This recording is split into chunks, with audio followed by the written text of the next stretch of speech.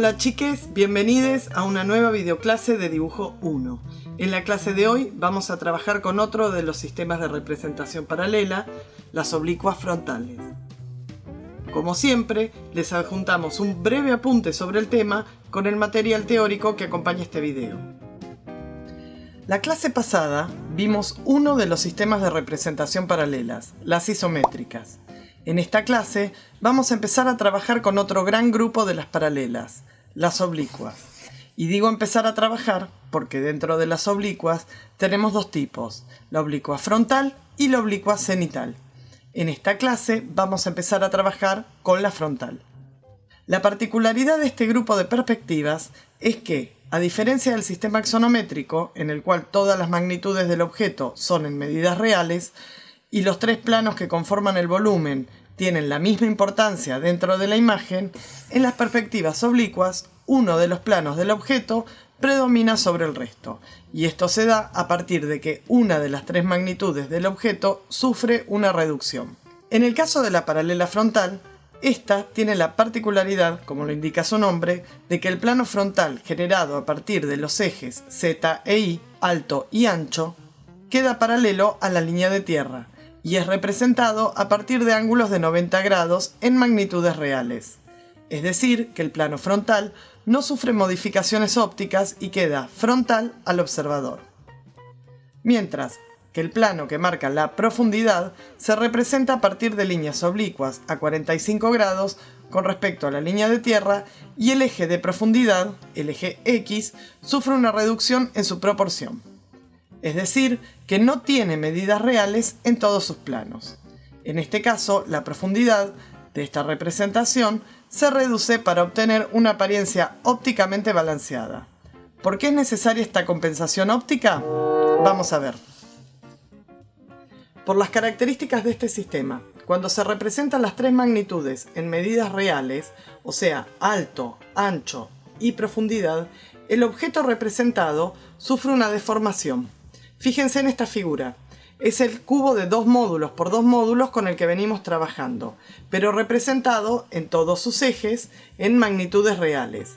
Como ven, por el tipo de proyección de este sistema, ópticamente este objeto no parece un cubo, sino que parece un prisma. Por este motivo es que se aplica un coeficiente de reducción en el eje Z, es decir, en el eje de la profundidad. Las paralelas frontales pueden sufrir un coeficiente de reducción en el eje X, como vimos recién, del 25%, del 50% o del 75%, dependiendo de las necesidades de representación. Pueden ver las diferencias de profundidad en estos ejemplos. Por una cuestión de estandarización, nosotros vamos a trabajar solamente con la reducción del 50%, o sea que la profundidad reduce a la mitad. Vamos a analizar las plantas para entender un poco cómo funciona la fuga en este sistema. Partimos de la línea de tierra, como siempre, cuando trabajamos con alguna perspectiva. Acá tenemos nuestra planta sin fugar y en medidas reales. Como ya saben de memoria, esta planta es un cuadrado perfecto formado a partir de ángulos de 90 grados. Acá también tenemos la planta construida en isométrica que construimos la clase pasada. Las características de esta planta es que el punto de vista del observador está situado en un ángulo y está construida a partir de un ángulo interno de 120. Por la característica del punto de vista del observador situado en un ángulo, la posición de la planta con respecto a la línea de tierra va a ser desde un vértice y con ángulos de 30 grados a ambos lados con respecto a la línea de tierra. Y acá tenemos nuestra misma planta en medidas reales, pero fugada a partir del sistema frontal. Como pueden ver, esta planta tiene una línea paralela a la línea de tierra, por lo que se apoya directamente sobre esta, a diferencia de la isométrica que se apoya sobre un ángulo. Y la profundidad se da por la proyección de los planos laterales a partir de líneas oblicuas en ángulo de 45. Además, a partir de la modulación de esta planta, podemos ver el coeficiente de reducción del 50%, por lo que cada uno de estos módulos de profundidad mide exactamente la mitad de lo que está planteado en la planta en medidas reales. Como en el resto de las paralelas, el observador es un observador objetivo. Sin embargo, esta manera de representar predomina la frontalidad de la representación, como su nombre lo indica. Por lo tanto, cuando les demos los datos, van a encontrar que el punto de vista del observador está situado en el frente de la planta. Recuerden que, al ser un sistema de representación normalizado, las paralelas frontales también van a tener una serie de normas que van a tener que tener en cuenta al momento de realizarlas. Al igual que en isométrica, los datos son fundamentales, por lo que tienen que agregarlos en sus láminas en cualquiera de los vértices superiores, en una escala más pequeña y especificando el módulo que van a usar. Todos estos datos son fundamentales a la hora de armar las láminas, pero también son fundamentales para poder interpretarlas con claridad. Ahora vamos a ver algunos ejemplos de aplicación. Como ya vimos la clase pasada, las perspectivas paralelas vienen usándose desde la antigüedad. La mayoría de las veces, el uso de la perspectiva frontal estaba relacionado con la representación de espacios arquitectónicos. Como su característica principal es priorizar el plano frontal por sobre la profundidad, esta perspectiva se utiliza mucho para darle volumen a la tipografía o a imágenes cuyo mayor nivel de detalle se focaliza en su cara frontal. También es un sistema ampliamente utilizado para logos y marcas. Para trabajar en este sistema vamos a necesitar una regla y una escuadra de 45-45. Lo primero que vamos a hacer, como cada vez que trabajemos con algún sistema de perspectivas, es trazar la línea de tierra. La línea de tierra es la línea de referencia desde donde nosotros vamos a anclar nuestras plantas y que nos va a dar el plano fugado. Y además nos sirve de referencia para medir.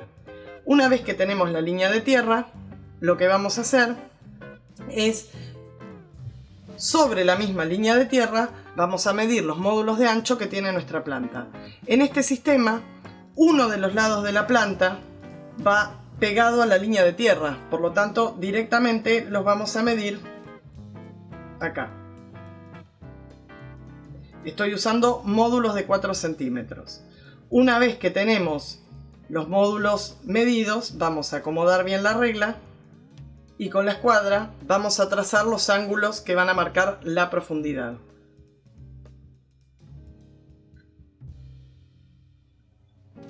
Una vez que los tenemos marcados, vamos a medir la profundidad.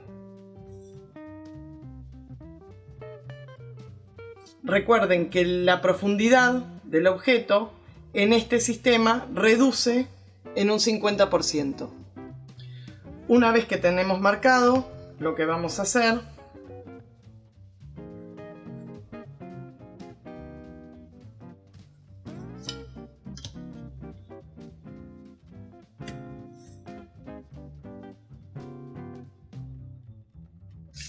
es marcar la planta. Ya la tenemos marcada.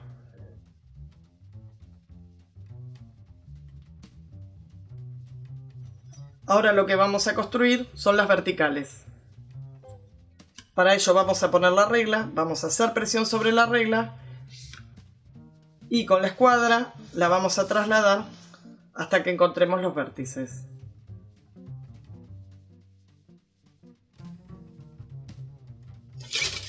Una vez que tenemos los vértices marcados, los vamos a medir.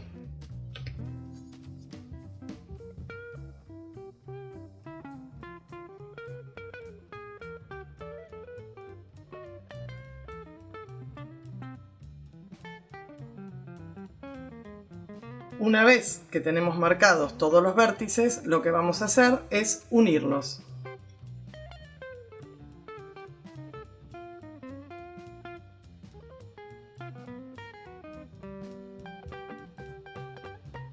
Bien, acá tenemos el cubo de base. Lo que vamos a hacer es modularlo.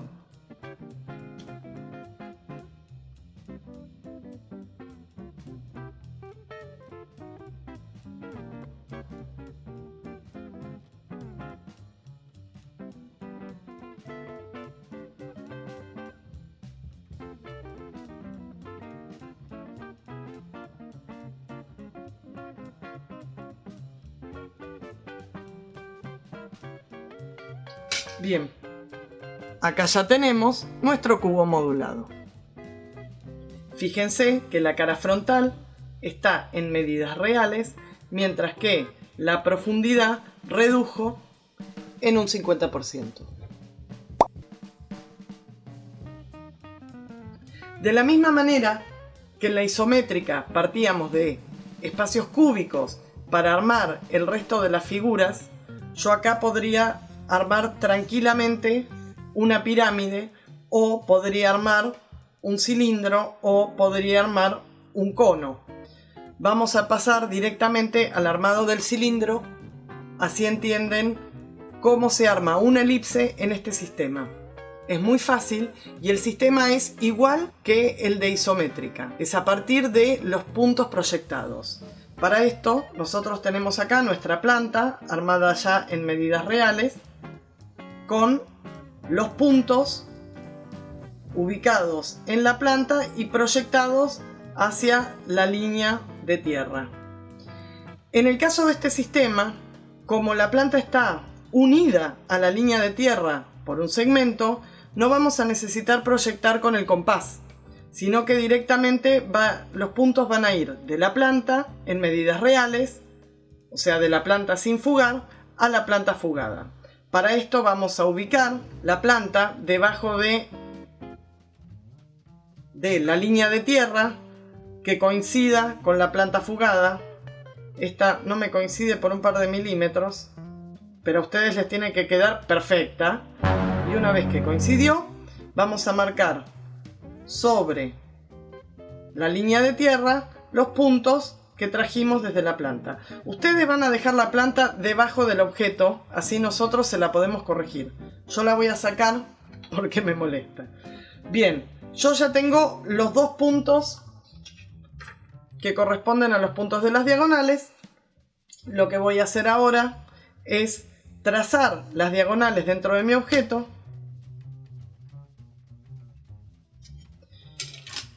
Y una vez que tengo las diagonales trazadas, voy a proyectar los puntos hacia atrás con el ángulo de 45.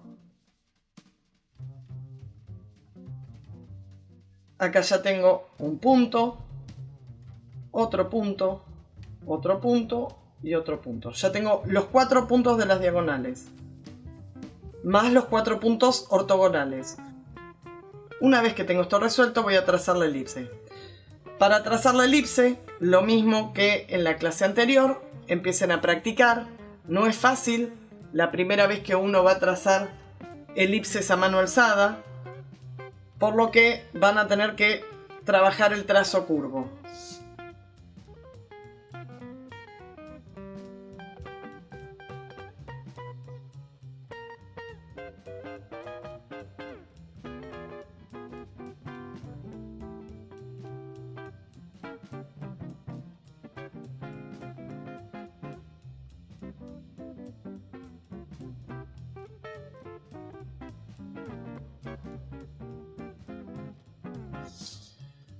Fíjense que la elipse en este sistema queda bastante achatada, queda bastante deformada.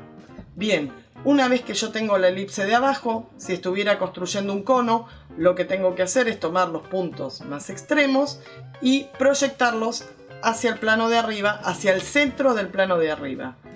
Y ahí yo ya tendría un cono. Pero lo que vamos a hacer ahora es un cilindro, para lo cual vamos a necesitar estos 8 puntos, llevarlos hacia el plano de arriba. Hay 4 puntos que yo ya tengo, que son los puntos ortogonales. Lo que me falta ubicar son los 4 puntos diagonales. Para eso voy a trazar las diagonales en el plano superior y voy a proyectar los puntos que tengo en el borde de la línea de tierra, que son los que proyecté directamente desde la planta. Los voy a proyectar hacia el plano de arriba y una vez que los tengo en el plano de arriba, los fugo en ángulo de 45.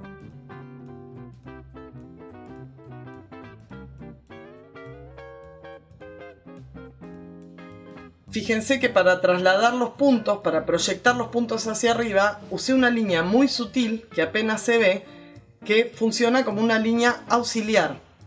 Les recomendamos siempre que las líneas auxiliares sean lo más sutiles posible para que no se confundan con el dibujo.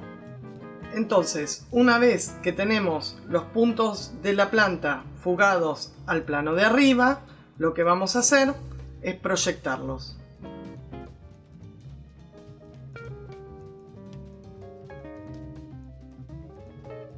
Una vez que tengo los 8 puntos, puedo empezar a trazar la elipse en la cara superior. Mismo consejo en la elipse de abajo.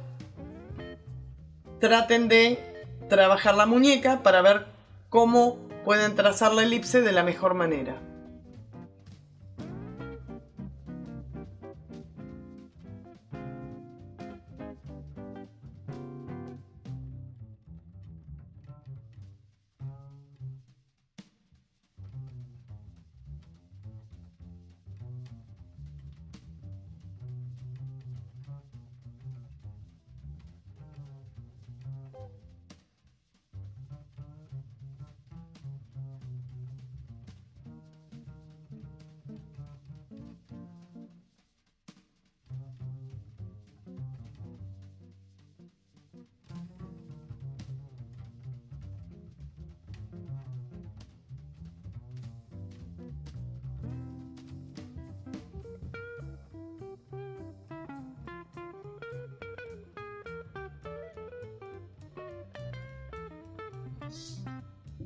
Una vez que tengo la elipse de arriba y la elipse de abajo, voy a unir los puntos más extremos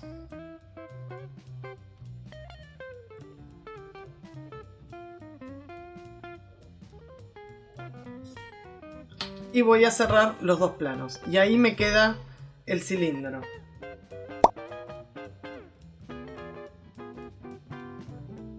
Para la primera lámina de esta clase vamos a tomar la hoja de 35 por 50, le vamos a hacer el marco entintado y lo vamos a dividir en 4 como hicimos con la primera lámina de isométrica.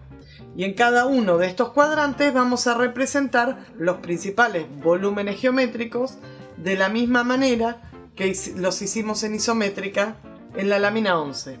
El cubo, la pirámide, el cilindro y el cono. Recuerden que cada uno de estas figuras geométricas tiene que ir con su respectiva planta vista y el tamaño de módulo que van a usar. Si no tienen hojas de 35 por 50 y están usando hojas A4, van a hacer en cada hoja un cuadrante de 14 por 22 y medio y van a trabajar la figura de manera individual, la figura con su planta y su vista. Para el armado de la composición, de la misma manera que hicimos con la isométrica, vamos a trabajar en la hoja de 35 por 50, o en este caso tengo una hoja 3, que es lo que conseguí. Ustedes le van a hacer el marco de encierro.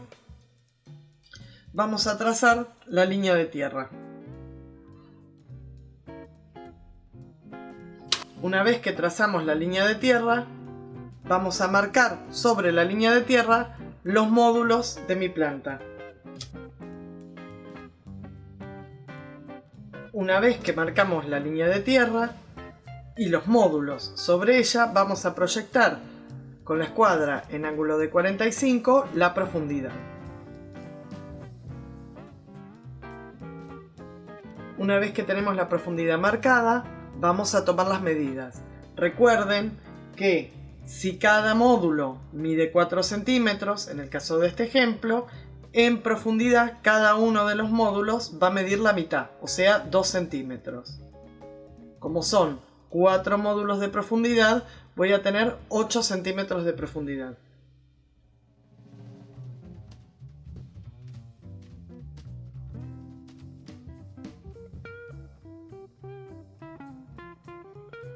Una vez que tenemos la profundidad marcada, vamos a proceder a unir todas las líneas a 45 para trazar la modulación de la planta. Una vez que ya tenemos la planta fugada y modulada, vamos a empezar a construir nuestros objetos. Primero vamos a ir al módulo que ocupa nuestro cubo y desde cada uno de sus vértices vamos a elevar una vertical que será la altura. Cada una de estas líneas verticales va a tener la altura total del cubo, que en este caso son 4 centímetros.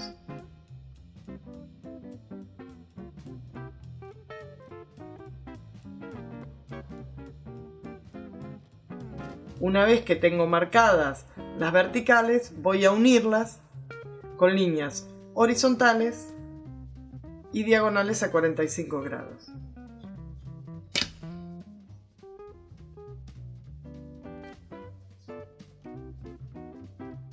Y de esta manera nos queda el cubo armado. Ahora voy a armar la pirámide que flota a un módulo de altura. Una vez que ubico el módulo que va a ocupar mi pirámide elevada, de cada uno de los vértices voy a elevar una vertical de 8 centímetros, 4 centímetros del módulo que flota y 4 centímetros más del espacio que ocupa la pirámide, y voy a elevar verticales. Una vez que tengo las verticales trazadas y medidas, voy a unirlas mediante líneas horizontales, los planos de adelante y el de atrás,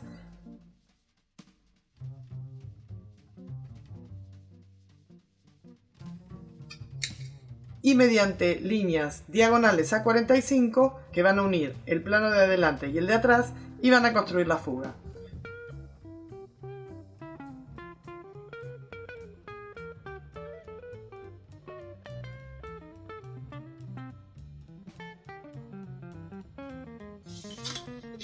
Una vez que tengo la caja armada, voy a trazar las líneas diagonales en el plano superior para poder ubicar la punta de la pirámide. Una vez que tracé las diagonales y ubiqué el punto central, proyecto los vértices de la base de la pirámide hasta el centro del plano superior y armo la forma piramidal. Para armar el cilindro voy a ir al módulo que ocupa, y de cada uno de los vértices del módulo voy a elevar una vertical que marcará la altura de un módulo, o sea 4 centímetros, y voy a armar la caja espacial cúbica que va a contener a nuestra elipse.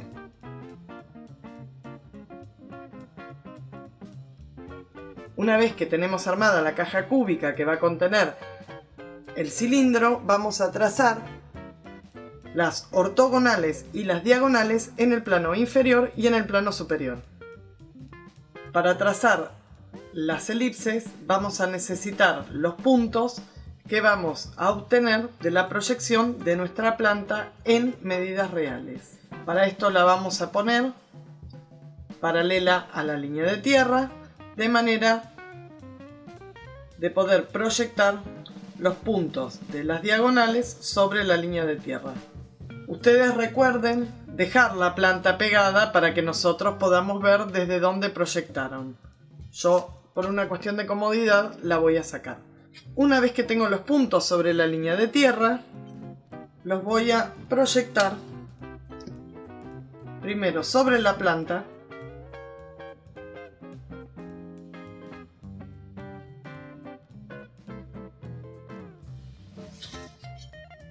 de manera de adquirir los 8 puntos. Una vez que tengo los 8 puntos, voy a pasar a trazarlos.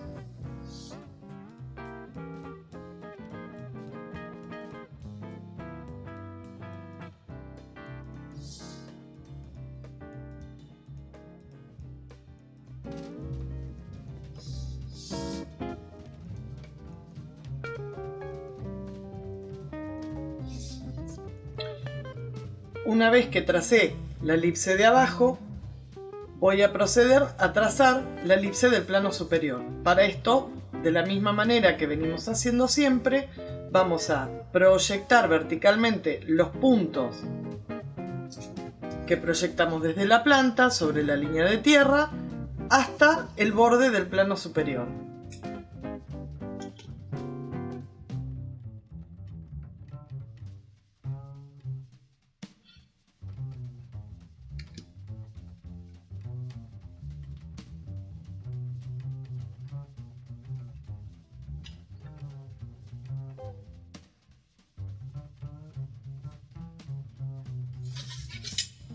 Y una vez que los tenemos elevados, proyectamos en ángulo de 45 sobre el plano superior.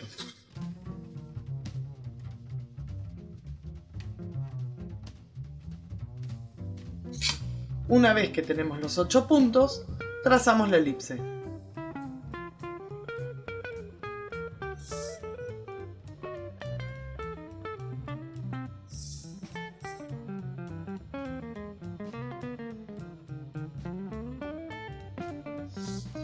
Una vez que tenemos la elipse de arriba y la de abajo trazada, vamos a elevar, vamos a unir los dos planos mediante verticales.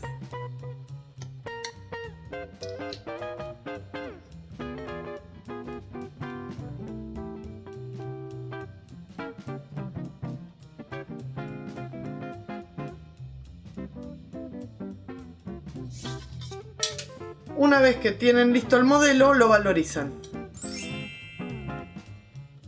La composición terminada en paralela frontal les tiene que quedar así. Tengan en cuenta que yo estoy usando tinta para que se vea en cámara, pero ustedes cuando valoricen tienen que valorizar con lápiz. Si tienen distintos lápices, pueden usar lápices más blandos para el contorno de los objetos y lápices más duros para líneas de proyección y líneas auxiliares. Si no tienen distintos lápices, pueden usar el mismo tratando de buscar recursos para que se entiendan cuál es el contorno del objeto y cuáles son líneas de proyección o líneas auxiliares. Como ya les dije, en el caso de que tengan hojas de 35 por 50 o hojas A3, van a usar en el ejercicio un módulo de 4 centímetros. Si no tienen ninguno de estos tamaños de hoja y están trabajando con hoja A4, van a utilizar un módulo de 3 centímetros. Van a hacer un marco de encierro dejando 1 centímetro de cada lado. Van a poner siempre plantas y vistas, todos los datos completos. Plantas, vistas y el respectivo módulo que están usando, lo mismo corre para estos, y van a usar un módulo 1 centímetro menos que les va a entrar perfectamente en la hoja. Y estas serían las dos láminas de esta clase. Bueno, chiques, hasta acá llegó la clase de hoy. Espero que hayan entendido el sistema y que lo puedan realizar sin mayores problemas. Lean el material teórico que les subimos y cualquier cosa ya saben que pueden consultarles a sus respectivos docentes en las comisiones de Classroom. Nos vemos en la próxima videoclase. Les dejamos un codazo grande.